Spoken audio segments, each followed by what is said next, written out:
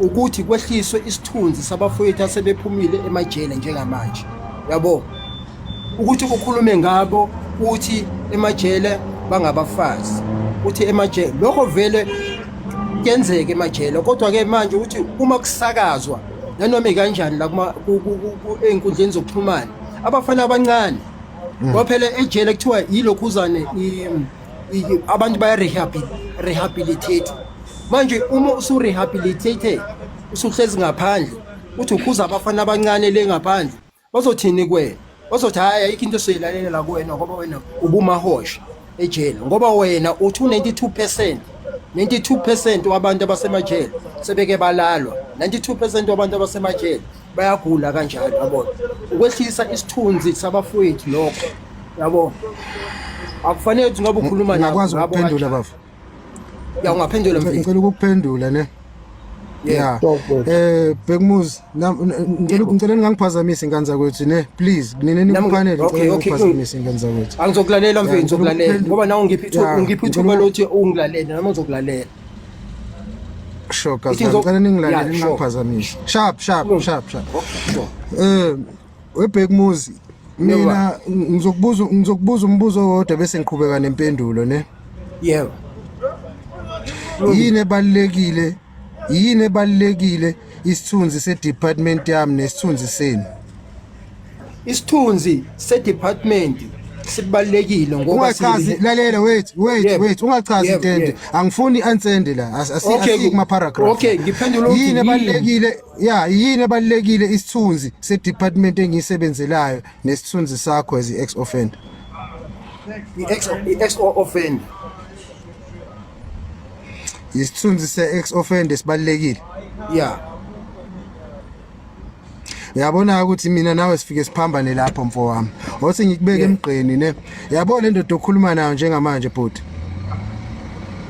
le ndoda le before izoba yi-prison warder lele yilona ne le ndoda le iwumzukulu iyindodana iwumalume iwubaba kwi-society ephuma kuyona ya understand le ndoda le exactly le ndoda le mina unfortunately akusile ndoda eba ignorant towards ama-social injustices kanye nama-social illnesses enzekayo ya understand njengamanje usungikhombisile bra wami ukuthi i-level of thinking yakhe ihamba ifike iphi mawuzothi isithunzi sakho sibaluleke ukudlula isithunzi sedepartment shuthi idepartment yami mayingenasithunzi uthi lezi ingane zenu azinganilaleli lapho zenza ubuhlongandlebe zizongena la bese ziba nesithunzi mhla iphuma la singayikhuluma isinomi kanjani mase zila ukhona wena yiloko kushoyo angiqonde kusha lokho mfethu lalela akithi uma use yona nto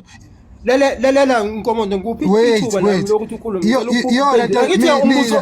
umbuzo ngiyawuphendula manje umbuzo wakho angithi ngilalela umbuzile ngiyaphendula awufuni ngiphendule manje awusafuni ngiphendule nkomondo lalela inkomondo i-department yenu iwenzile umsebenzi i-correctional angithi usho ukuthi i-correctional services has rehabilitated me as an ex-offender umsebenzi yabo ngibalekile kumina empilweni yami noma empilweni zabanye abantu ngoba I've been rehabilitated sengizalwe kabusha manje ngenxa yenu yabo uwona umsebenzi senoqedile nini umsebenzi wenu nuqedile nje nya akusekho la ningekho khona uma ngiphumela ngaphandle emphakathini senizofika ngikhulume kahle ngiyiphathe kahle kanjalo uma ukuthi ngisaqhubeka nobuxhwanguxhwangu nobugebengu kanjalo okusho ukuthi I've not been rehabilitated mawusubhekisise kahle abafethu laba abavela lapha kuma podcast abantu ukuthi they've been rehabilitated ingakho nje benesibindi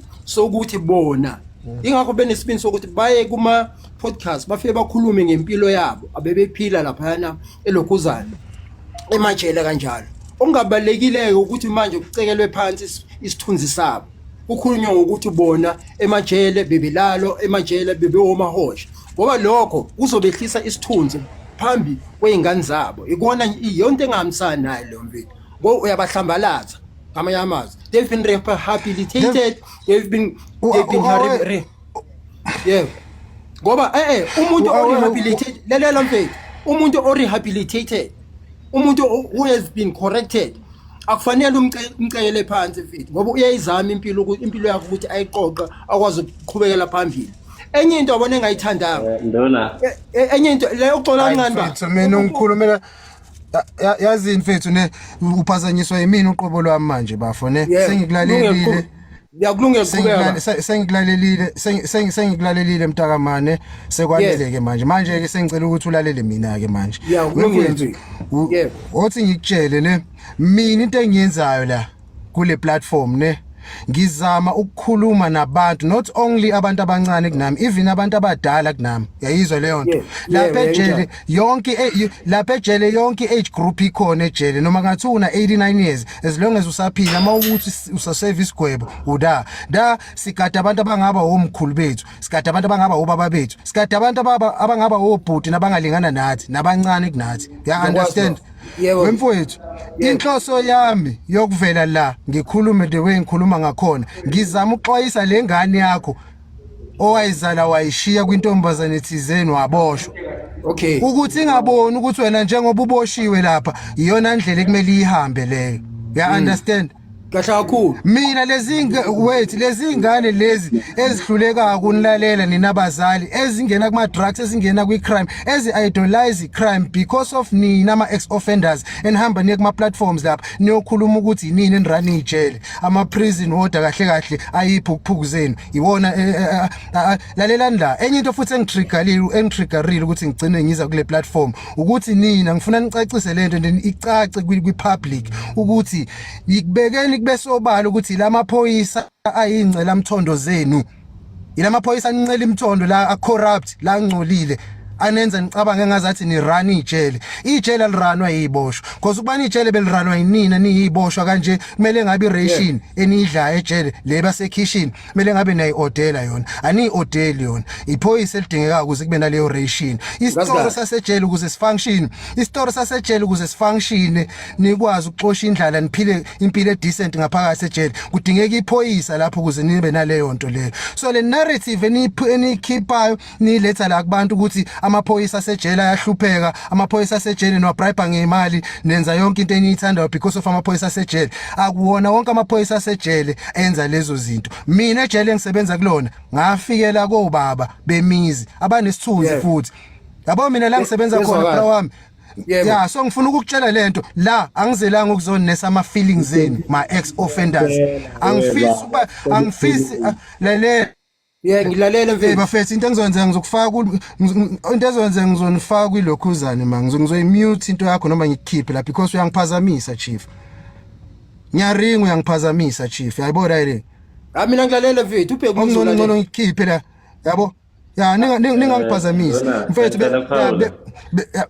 yabo ya uzophawula mfethu but into engifuna ukuyicacisa naye ne yekelani lento yenu yokuloke enifuna ukidolizwa iyouth la ngaphandle ngamange niwakhuluma kuma podcast ngiyazi ukuthi ozakwethu abaningi bayasaba ukuphumela obala kanje bakhulume the way ngikhuluma ngakhona because most of them or some of them abanye babo bathatha inombolo ejele siyakwazi lokho abanye babo nihwebelana nabo banifakela ama phone nama drugs nazo zonke izinto siyakwazi lokho but akubona bonke akuthina sonke esinama deal nani iboshwa and mina njengoba ngizela kule public platform angizelanga ukuzonesa ama feelings zenu into enkulu mina engizele la kule public platform ukukhuza izingane ezingaphandle ezingalazi ijele ukuthi lento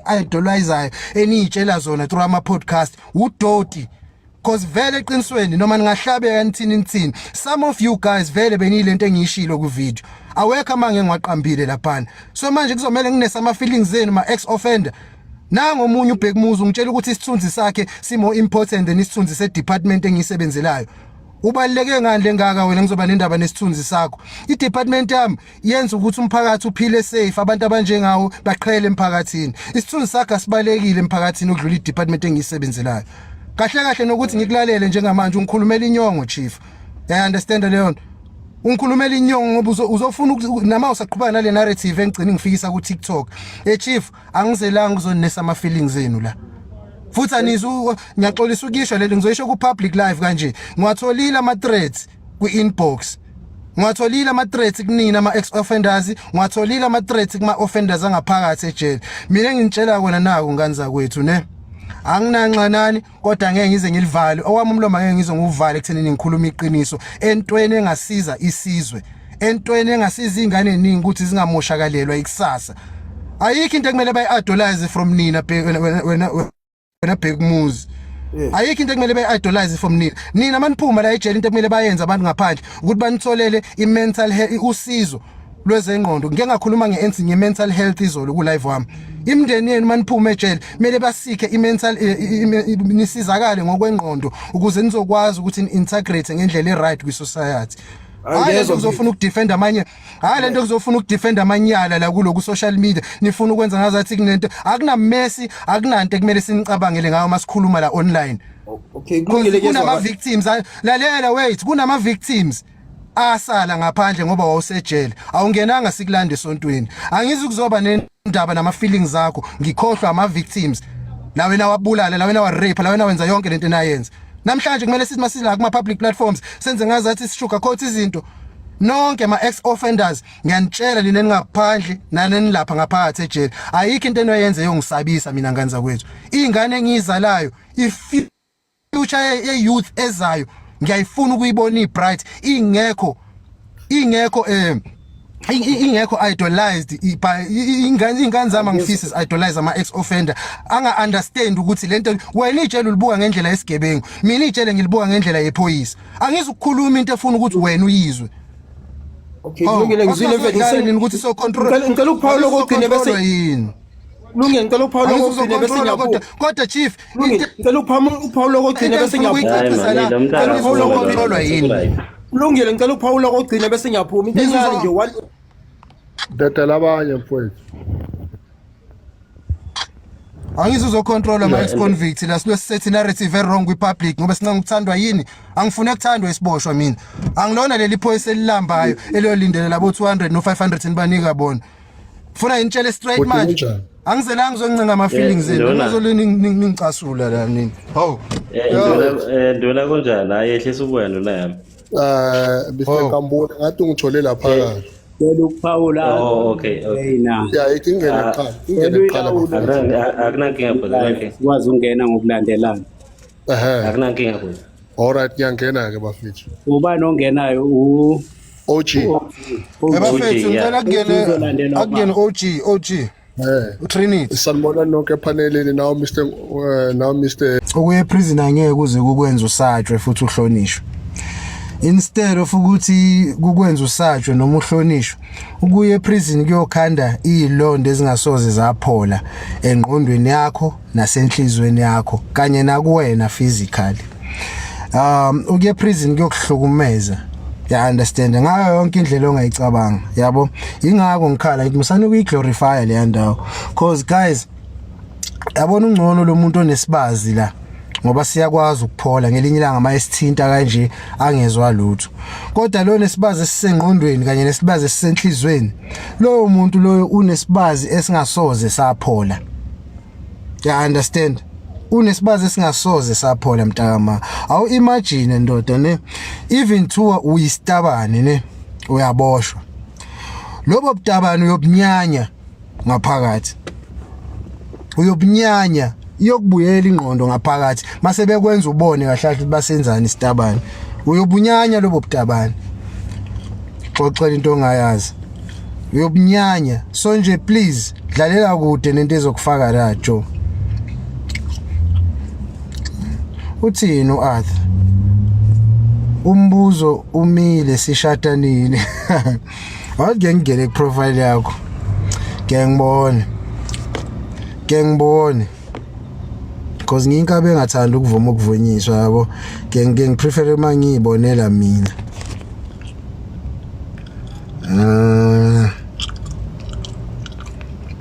manje akungeneli mama la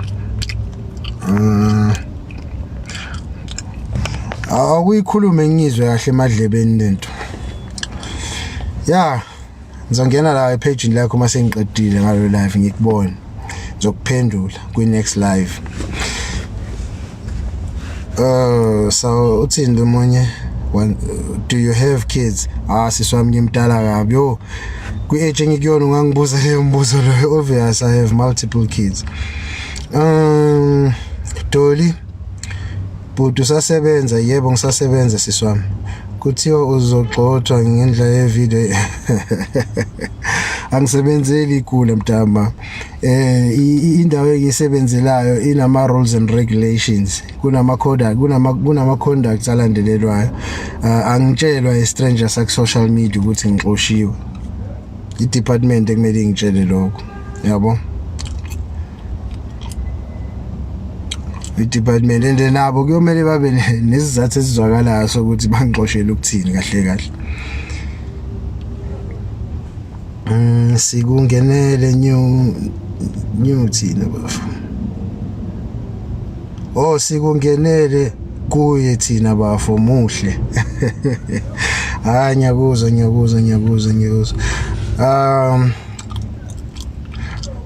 atisbo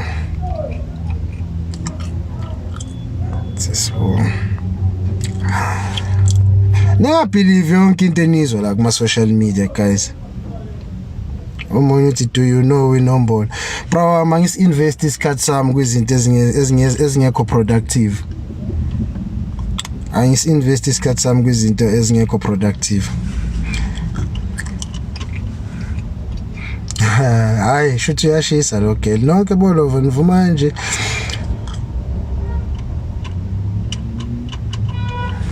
Suka igebengu uthi ngiyamuzwa uthini all next bafo ngibone abantu ku Twitter izigebengu zikwatile ungasablutho wenkomona lezo igebengu ekwatile mase kuthiwa sikhuluma iqiniso zithini ngalama victims ezawona zahamba zayoboshelwa wona ukuthi ziwabulele noma zenzeni ziwarapile noma ziwagangele athini lama victim mayebona lezi iboshwe zama ex offenders glorify crime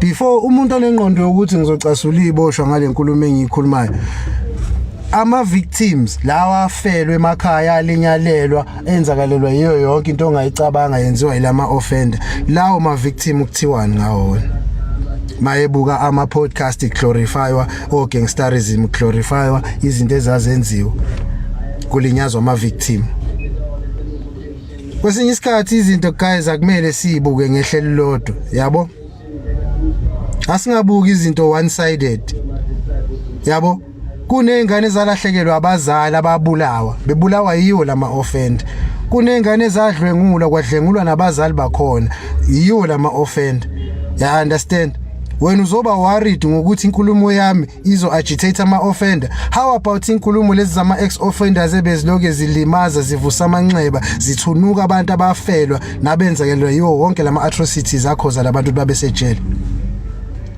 shuthi kahle ni society condone ubugebengu no evil iyona into enendaba nayo leyo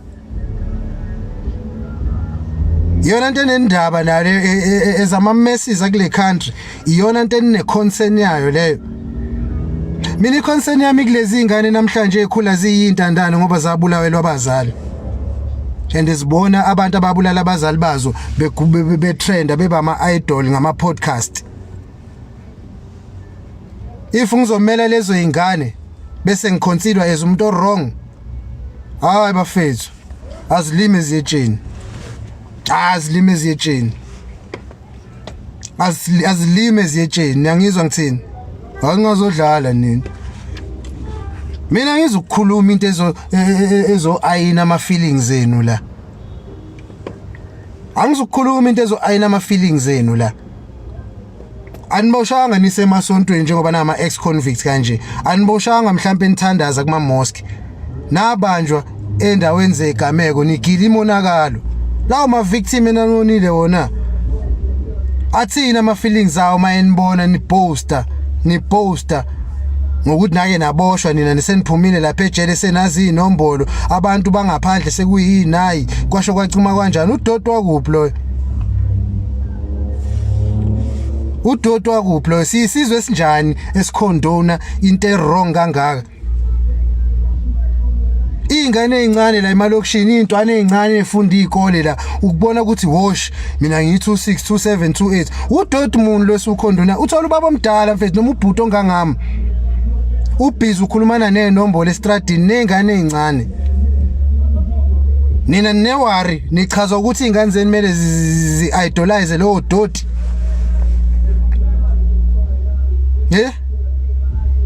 Akuthina sonke esizoncenga ukuthandwa ngamanga kule platform.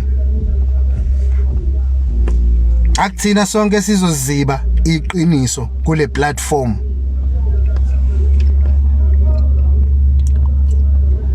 Akuthina sonke sizoziba iqiniso kule platform ngoba kumele sipolish imizwa yabantu abathile. Hayi. Mina ngiyentshela bafethu ngiphume eMnambithi kwafela ubala. Ngakithi uyalifela ubala. Mangizofela iqiniso nyobe ngife in glory. Nyobe ngifele okuyikona nyobe ngingafelanga ubala. Mina sengibona abantu abaningi kwi community engibuya kuyona befela ubala. Njengoba uzwa kuthiwa eMnambithi kwafela ubala. So angizukuzofika la ngihleli khona la njengamanje bese ngicabanga ukuthi ngiyosaba ukufa ngokukhuluma iqiniso. Zona lezi igebengu nithi ngiyayicasula ngokukhuluma iqiniso kulama platform. Ni aware ukuthi most of lezi igebengu ziwobaba zinezingane njengoba zingaphakathi ejele. And most lezi igebengu azifisi ukuthi izingane zazo zizoba join ejele. Bayafisa ukubona izingane zabo ziphenduka ziba izinto eziproductive kwi society. And nazo lezi igebengu nithi ngiyazicasula ngokukhuluma kanje kule platform. Ngikhuza lezi ingane zabo abangekho bona present empilweni zabo njengoba beboshiwe kanje. Ngikhuza lezi ingane zabo ezineglected kulama communities. Ukuthi azingayengeki ukuthi zingene ogibeni. Azingangena ogibeni obaba baza abangena kulona. Usuku isilima uyi-adult elicabanga ukuthi njengoba ngikhuluma kanje kule platform ngishame abantu abangaphakathi. Ngizama ukugwema lengane yakho ehluleka ukuthi kulalele lapho kwakho njengoba ingena kuma drugs ingena kwi crime. Ngizama ukutshala yona ukuthi izofacana nani mayihluleka ukulalela lapho. Wena silima ndini into oyigijimisayo ukuthi ufuna ukuthini? Ufuna ukungenza ngifile ngazathi wrong lento engiyenzayo. Imajority yengane kwi black society ziphuma emakhaya ama single parents. Ya understand? Imajority yengane ku black society ziphuma emakhaya whereby emotional intelligence into enga exist khona. Zilimele ngokwengqondo nangokwenhliziyo kwalezo izingane. Ziyamdinga umuntu onjengami ozolikhuluma iqiniso kwi public platform kanje. Nifuna senzeni ngishuka coat izinto? Hayi bafana bakithi ngoba ngisho niyongizonda ningithande anginandaba mina. Kodwa engikwaziyo ne umuntu onengqondo noyithandayo yena personal akakwazi ukungizonda. Akakwazi ukungizonda.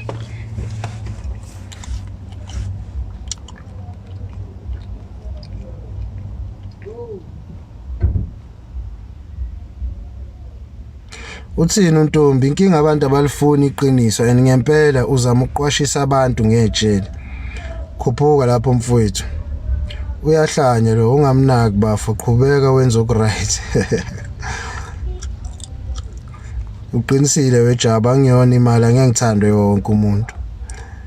Batshele bafo khona vele bekumele asho people who are uthini people who know your content know where did your talk came from.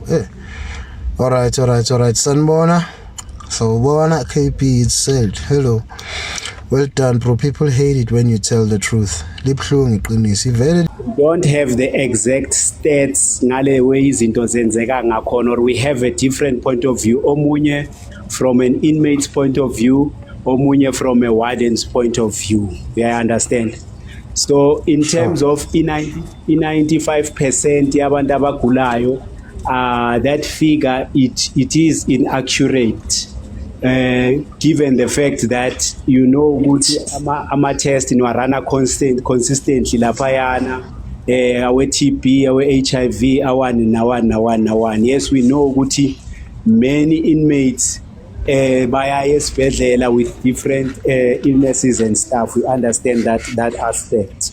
So futhi bengizothi akukho okukhulumile wena ndoda kuleya video yakho okuthi mhlambe kuhamanga noma kade exaggerate. I mean I stayed 12 years lapho ngaphakathi ukuthi bengiyiphinda nasejele, but when I got out or ngisese lapho I figured out ukuthi no you need to reconsider as a man, you understand, and then come back to your senses, recollect your thoughts, and then uyayitshena ukuthi no cha uthi nami ngizame ukulungisa instead of contributing negatively, yabona, which is what I did with angisipani anginanyuko ngithe ngiyahlanganisa kuhlangana lokho ngithi ngivula ibhizinisi ngakusikudala ngicede ukuyivala ngoba izinto zakhona azilungi, mar angeke ngize ngiresort to going back to crime. I understand i correctional service, I will not credit i correctional service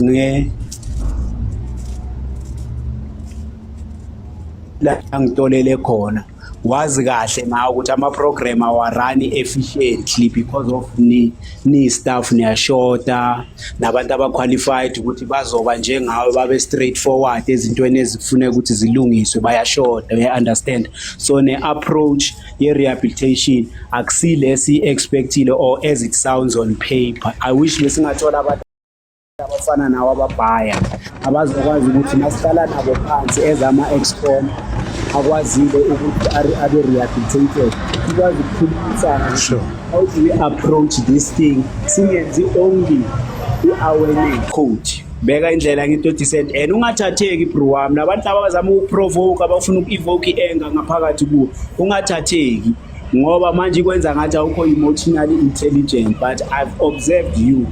Your intentions are correct, your intentions are right. Ngi-ex-inmate mina azange ngidavaze or ngenzimbe ngenza i-corruption phakathi edanyani and into wrong kwayona leyo la ngi-idolize but bengitry i-survival mara okusalayo into engizokutshela yona ukuthi leyo iphethe le route oyiphethe brawa miya ngayo. If there's anything ozoyinida whereby kunabantu abakuthreatina abanye bakhona ukhuluma nami ukuthi emfethu lo muntu osawumazi sizobona senza kanjani. It's not like I'm a snitch, but we need to correct our wrongs ngoba sibe wrong ngokuperpetrate. You understand? Ngingakhuluma kuze kushonilanga ngiringa kakhulu but mfethu ngiyabonga for i-platform yakho, ngiyabonga for everything. Inamba yami is kulabo abafuna ngibasize ngi-very good in speaking. Ungiphushele lalela.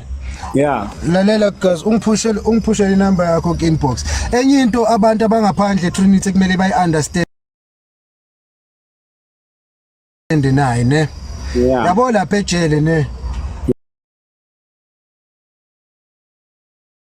Asithi masivula ijele uthi sivulele ilwane ezisilinde kanje ngemkhonto ukuthi mazingena siyanikwaza and ejele ngaphakathi akhona amajita mfethu yayizwe lento mina njengoba ngikhuluma kanje kuleli platform ejele ngisebenza kulona most amajita like amajita aphila grand anengqondo nayo yonke into reason naye sikhuluma into ezwakalayo nayo esenza into ebonakalayo nayo njengo Trinity kanje njengoba umbona if uzwe into eringwayo lo umuntu abantu esithi ba reformed mabephuma ejele abantu abanje ngiyathola bro wami uzokwazi acknowledge ukuthi yazini ngangimoshile ngangenzeni masikhuluma ngabantu aba rehabilitated ngizwa from your talk nje yami yezo salute and ngikufisela konke oyifisela kona ungiphushele inamba yakho inbox ungiphushele inamba yakho inbox ngizoringa nawo boys yabo public kumele understand lokho bafethu yabona nathi asithi masingena emsebenzini uthothi singena sigrumpy masingena nabo ba grumpy no abantu labo umphakathi lo siyaphilisana ukuthi bona exactly ukuthi bona sorry kungena emlomeni sorry mfethu ngiyakuzwa kahle. I-rehabilitation isho kanjalo incwadi yakho uyayazi wena leyo sebenza ngayasho ukuthi mina nawe we need to have a relationship so that you are closer to me to understand ukuthi ngidila nomuntu onjani, so that when you implement your rehabilitation processes uwazi ukuthi udila ne-character njani and which things you need to scale off or to carve or to actually mend. Uyabona la broken khona. And one thing oyikhulumile mfethu egrand engiyaziyo nami ukuthi igrand ama-outer amaningi we need ama-shrink in a form of i-professional shrink ezokwazi ukubakhansela. Ngathi i-department ingaqinisa isandla kule nto ukuthi makunikezwa i-parole condition unikezwa i-shrink ezokufaka ama-classes ozowa-attenda we-reintegration, because ngaphandle kwaleyo nto leyo ama-outer yalahleka. Yazi why ama-outer wabelieve ukuthi there is mental sickness if umuntu ungena-mental strength and then ungakwazi ukucontrol ingqondo yakho kahle, obviously kusho ukuthi something is wrong with you. It's either you are discombobulated in thought, or maybe you are disturbed somehow to a certain degree yokuthi you can't actually fathom as to where you are. You can't differentiate between the outside world and the prison, because ingqondo yakho uthatha ingqondo yasebulebo operator ngayo ejele ufuna uku-operator ngayo la ngaphandle, and kanjalo i-system izokudakwa wena uyathanda or awuthanda. Ithi ngigaya abanye abantu i-chance yokuthi baringe inamba yami ngigayine ngathi uyasestereo loyana wasesigela ngangifonela angibize ngivaye nawe siye la kulesa sigela basifakela abantwana eholweni bangayenzi assembly abacontroleki, basifakele nje abantwana eholweni babakhethe maybe lawo ama-great nyana ngathi a-corrupt babakhethe bafake eholweni uringe nabo from a warden point of view. I'll deal with them from an inmate point of view. I understand. Ngiyabonga bro. Ntwana phosa inamba yakho ku-inbox okuningi sokuqeda sesisobabili Hello Mzansi, welcome to Mkosasa Mzansi. If today is your first time visiting this channel, please do the right thing and click the subscribe button, and also don't forget to smash the like button. Iwade Nunkomonde is fuming after ex-convict ithi teyona wrong ukuthi akhulume atindzaba letifana naleti ahlambalade ma-ex-convict uthi nje lebesingekho sidinga uyathi because letinto atikhulumako atikhulumile rada leciniso, but there was no need ukuthi atikhulume.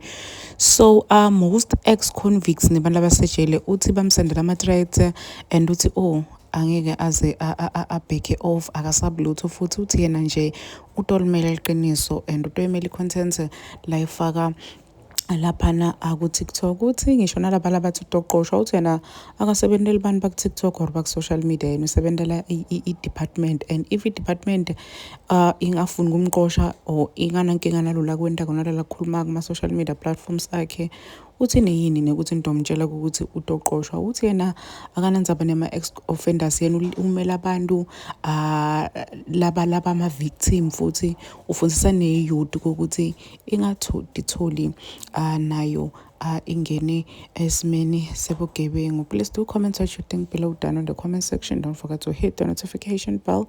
I will see you on the next one. I'm signing out. Goodbye.